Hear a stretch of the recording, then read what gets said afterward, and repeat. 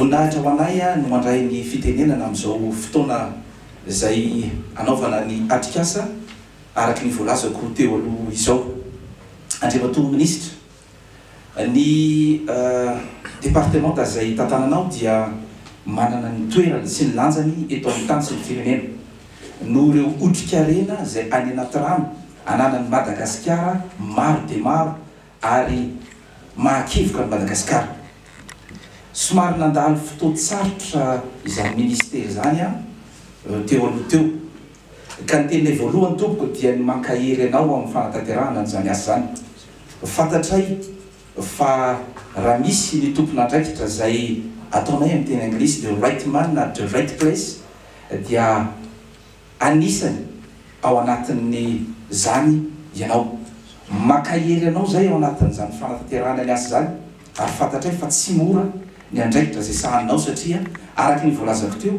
dia manana ny otrik'arena i Madagasikara ary anisany misahana n'izany otrik'arena izany ianao dia izay eto ambirao le teny adinany kolikoly tsy manana zavatra hafa hotenenina fa tsy ny hoe mankahery anao amin'ny fanatanterahana ny asa, mankahery ny mpiara-miasa aminao rehetra hanao ny ainy tsy ho zavatra mba hahafahan'ny malagasy misitraka ny anjara manandrify azy ao anatin'izany andraikitra izany. Izay ny teny voalohany tena zava-dehibe zay satria tsy maintsy mifankahery sika mianakavy ao anatin'ny fanatanterahana ny asa ary tsy misy olona mandeha tany tsy lena ary ny zavatra rehetra tahaka ny hoe misy ny teny malagasy manao hoe ny ranona rehefa latsaka tany tsy azo rofinitsony fa isika kosa nefa tsy maintsy mandray lesona ary zay no antony zao atrikasa zao tsy hoe akory taorinan'izany zavatra zany no nanaovana ny atrikasa tsy zay no antony na hoe zay no fandaharana fa izy tia efa zavatra efa napetraka tany aloha tany fa noho ny antony maro samihafa dia zao voatanteraka. Ny teninay faharoa Andriamatoa ministra sy anareo rehetra zay miatrika izao fotoana izao dia ny ataoko hoe ny anjara manandrify moa zany tsy maintsy lazaina dia nina fa ny ady amin'ny kolikoly. Ny atrikasa ho iaho teo dia hitsirihana ny kolikoly ary ametrahana andreo fepetra rehetra mba hisoroana zany tsy hitranga satria tsy te hanandraty isika dia misoroka. Misy ny fiteny malagasy fa indrina mbola mipetraka hatramin'izao ny amin'ny hoe aleo misoroka toy izay mitsabo ary zay miezaka foana ao anatin'ny fanatanterahana ny paikady-pirenena mba hitondra an'izany fepetra hisoroana zany satria araky ny voalazako teo rehefa haitsika ny misoroka ny loza dia tsy tonga ny loza ary raha sanatry tonga ny loza dia efa homaivana zany satria isika efa mitady ny fepetra rehetra any amevana azy. Ny zavatra kendrentsika ao anatin'izany dia hoe hampangararana ny fitrandrahana ny otrika arena izay sarobidy amintsika io. Tsy tokony hanao atsiramana an'izany isika fa raha sanatria manao atsiramana an'izany dia ny birao male teny adinany kolikoly mbola eo ihany andraiky ny any koa mampiatra ny lalàna fa naizanana zany dia hojerentsika ny fepetra rehetra ahafahantsika misoroka mba ahafahantsika rehetrarehetra voalohany indrindra aloha manatanteraka ny andraikitra amin'ny pitoniana ao anatin'izany ary ny faharoa mba ahafahan'ireo izay mpandray anjara amin'ny famelomana ny toe-karena manga amin'ny ankapobeny misitraka ny anjara manandrify azy satria ny zavatra tsy mety dia ny fanaovana ampimamba amin'izany otrika-reny zany satria fantatra fa ny malagasy dia maro ny tsy mbola misitraka izay manandrify azy. Anjarantsika zany ary miara-mitantantsika Andriamatoa ministra izahay eo anilanao lalandava eo anatin'izany fanatanterahana zany andity mavesatra antsoroanao zany mba ahafahan'ny malagasy misitraka ny anjara masoandro. Dia farany tena farany satria ny anjara fitenena tena natao fohy dia ny hoe isika rehetrarehetra rehefa mahatsiaro tena tompon'andraikitra dia misy ny manandrify fa raiso amin'ilay tena lanjany ny andraikitra misy anareo fa zay mitadiavin'ny firenena amintsika rehetrarehetra fa zahay eto akahery anareo foana amin'ny fanatanterahana ny asa ny birao le tena dinany kolikoly a anome tantsoroka rehetra ahafahantsika manatanteraka ny asa mpitoniana fa asakasaka ireo minia mihoatra n'ilay vala fa zay mihoatra n'ilay vala tsy namatsika zany a ary rehefa tsy namatsika izy a dia ataontsika ahoana moa fa misy ny zay mety fepetra zay sahaza azy zany no mba teny kely fankahirezana ho atsika mianakavy Andriamato Minisitra tianay atao aminareo amin'izao fotoana izao dia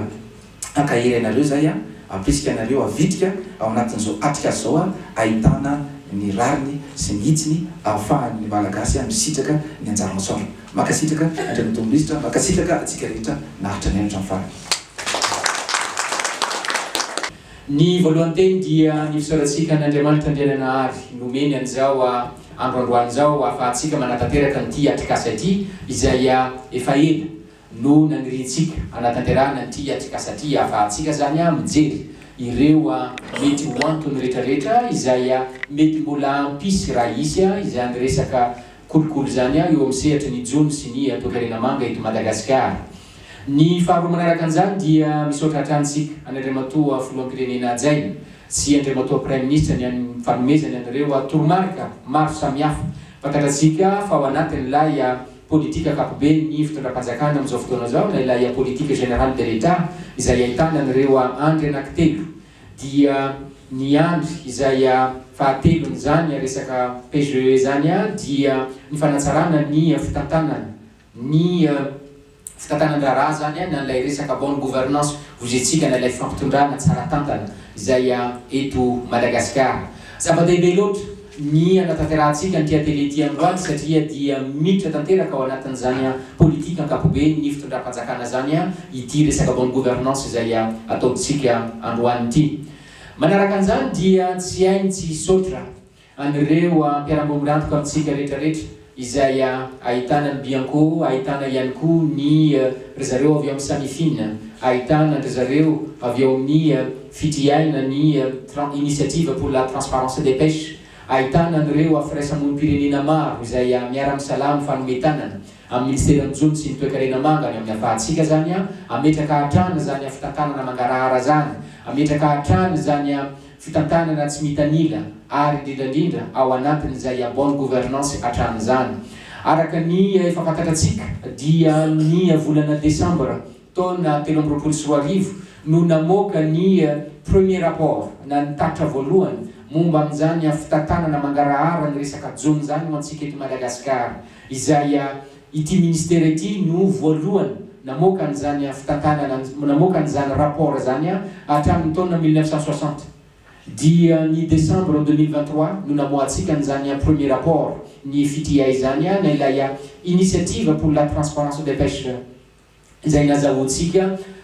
fankasitrahana maro na avy amin'ny sehatra iraisam-pirenena indrindra fa nisehatra ny firaisamonim-pirenena eto Madagasikara avy amin'ireo ampiara-miombonantoka ihany koa satria dia fantatra zany amin'izay premier rapport zay hoe inona sina ny zavatra zay mety eto Madagasikara, inona ny zavatra renina raha vao resaka mahakasika ny Jony zany no resahana. Manaraka an'izany dia efa fantatrareo fa i Madagasikara dia ao anatin'ilay processus monsieur le DG ny idirantsika mba ho lasa tena hoe firenena ao anatin'ilay FITI satria ny statutsika mandraky ty androany zany dia ilay pays candidat. Itsika ny firenena fahadimy maneran-tany nasa nitra ao anatin'izany initiative pour la transparence des pêches zany ilay FITI, la Fisheries Initiative Transparency izay tena anisany ataoko hoe sehatra iraisam-pirenena lehibe ho an'ireo firenena zay sa hitra ao anatin'izany mangarahara zany. Ny firenena anisan'ireo voalohany dia mazava ho azy misy any Mauritanie, misy any Seychelles, dia misy any koa ny Cap-Vert, dia nanaraka azy tataorina i Madagasikara sy Équateur. Ireo firenena anankidimy ireo no maneran-tany voalohany nasa nitra ao anatin'izany initiative pour la transparence des pêches zany. Raha tadidinao monsieur le directeur général dia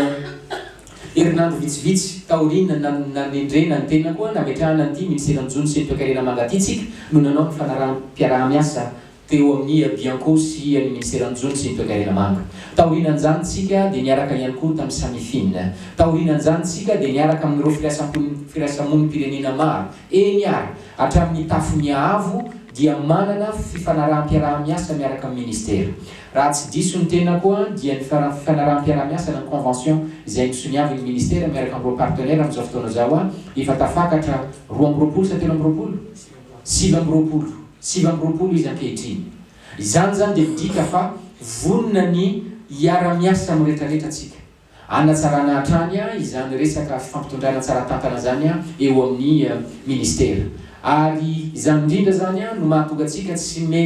menatra mitsangana ny amin'izay zavatra rehetrarehetra izay ijoroantsika, ilay valeur izay ijoroantsika, ary nametrahantsika n'ilay slogan hoe ensemble on ira loin, dia ny ahafahantsika zany manatsara hatrany ny fitantanana eo anivony zany ministera njony sy ny toe-karena manga zany. Koa ankehitriny raha ohatra ka tonga amin'izao atrikasa zao tsika dia matoky ny fahaiza manao nireo teknisiana rehetrarehetra ny tenako, na ny avy ao amin'ny Bianco, na ny avy ao amin'ny ministera, ny avy ao amin'ny sehatra maro samihafa izay samy tonga eto avokoa, dia miezaka itsika rehetrarehetra mba anatsara izay zavatra efa tsara rehetrarehetra izay misy ary anarina ihany koa izay zavatra izay hitatsika hoe tsy mety ao anatin'izay.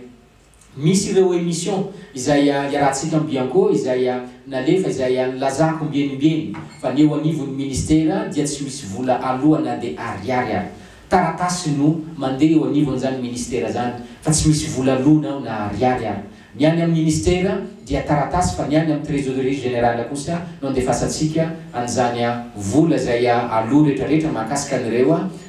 droit izay aloha rehetrarehetra zany dia eo amin'izay fikarakarana an'ireo zavatra maro samihafa. Izany hafatra zany apetraka zany dia miantefa amin'ny rehetrarehetra mba ahafahantsika zany hiady amin'ny tsirariny, ahafahantsika hiala amin'ny zay zavatra mety ho nahazatra sanatry ny resaka tany aloha tany raha sanatrika nisy zany rehetrarehetra zany. Koa alahoery tompoko lahy sy tompoko vavy, hitako tonga maro ireo mpiara-miasa amin'ny tenako andriamantoa tale jeneraly, hitako tonga maro ihany koa ireo mpiara-miasa aminao sy ireo ampiara-mombonatoko amintsika rehetrarehetra ko dia inona sy antenaina fizao atrikasa izay ataontsika androany sy rapitso zao dia ahitambokany ka rehefa tonga ny fotoana nylay restitution dia raha ohatra ka afaka manatrika an'izany aty ny tena koa dia mbola hiverina aty hiatrika an'izay session restitution izay ataonareo zay mba ahafahantsika mijery tsika rehetrarehetra hoe otrotrotry ny ahoana ireo zavatra izay tokony harenina ao anatin'izay rehetrarehetra zay. Ny resaka ianao teo andriamantoa tele générale momba ny